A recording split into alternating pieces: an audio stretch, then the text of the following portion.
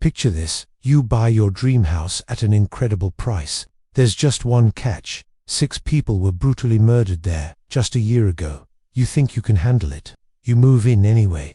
28 days later, you flee in absolute terror, leaving everything behind. This is the story of the Amityville Horror, a tale that sits at the crossroads of genuine tragedy, alleged paranormal activity, and one of the most controversial hoaxes in American history. What's up, everyone? And welcome back to SiR.ReapeR. Today we're rediving into one of the most famous and debated cases in paranormal history. Was it a genuine haunting, an elaborate hoax, or something far more sinister? Make sure to hit that subscribe button, because we're about to explore every dark corner of this twisted story.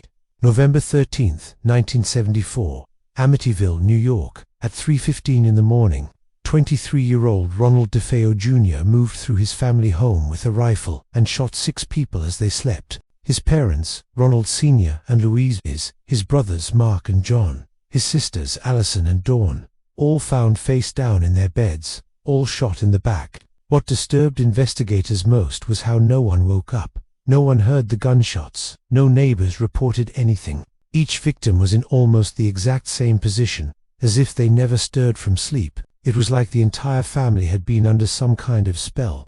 DeFeo initially claimed a mob hitman did it, but quickly confessed. During his trial, he said voices commanded him to kill. The defense argued insanity. The prosecution said he wanted his family's money. In November 1975, he was convicted on 6 counts of second-degree murder and sentenced to 6 consecutive life sentences. He died in prison in 2021, but the story of 112 Ocean Avenue was just beginning. December 1975, just over a year after the murders, George and Kathy Lutz, along with Kathy's 3 children, moved into 112 Ocean Avenue for just $80,000, remarkably cheap. They knew exactly what had happened there. They thought they could handle it. They were wrong. According to the Lutzes, the horror began immediately. A priest came to bless the house and claimed he heard a male voice tell him to get out. He felt a slap across his face and developed blisters on his hands. Over the next 28 days, the Lutzes claimed to experience terrifying phenomena. George woke at 3:15 a.m. every night, the exact time of the murders. Kathy saw hooded figures and claimed to levitate off her bed. Their 5-year-old daughter said she had an imaginary friend named Jody, a large pig with glowing red eyes. George discovered a hidden room painted entirely red in the basement. Their dog refused to go near it. The house was infested with flies in the dead of winter. Doors slammed. Green slime oozed from walls. Kathy found claw marks on her body. George claimed to see Kathy transform into an old woman. On January 14, 1976, just 28 days after moving in, the Lutz family fled in the middle of the night. They left everything behind and never returned.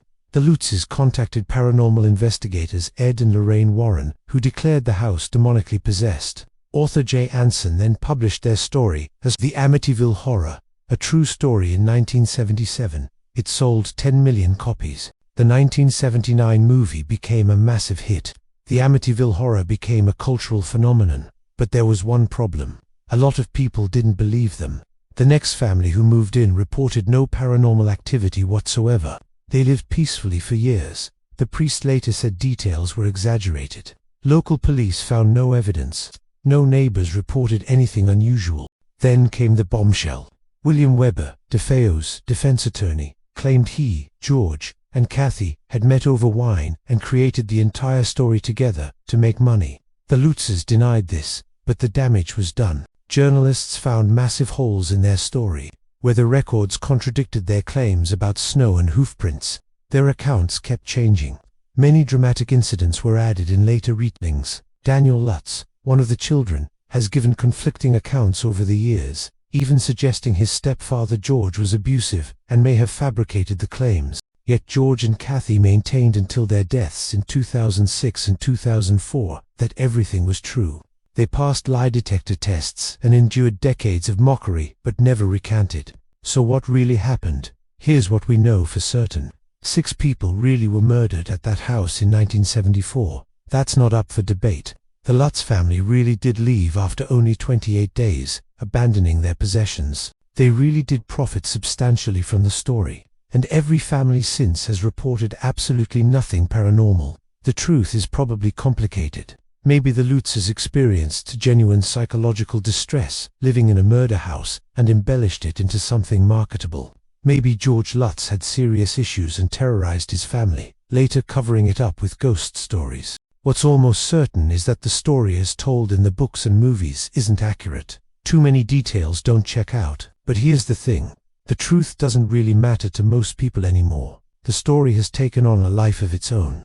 It's become American folklore, a modern ghost story that captures our deepest fears. And maybe that's the real horror of Amityville. Not ghosts or demons, but how a real tragedy, the brutal murder of 6 people, was transformed into entertainment and profit. That's the part that should disturb us most. The house still stands today. The address has been changed. The iconic quarter-moon windows have been replaced. Current owners say there's nothing haunted about it. It's just a house where terrible things once happened. So what do you think? Was the Amityville horror real, or was it one of the most successful hoaxes in paranormal history? Let me know your thoughts in the comments below. If you enjoyed this video, make sure to give it a thumbs up, subscribe for more true crime and mystery content, and hit that notification bell. Thanks for watching, and remember, sometimes the real monsters aren't the ones we imagine in the dark. They're the ones walking among us. I'll see you in the next video.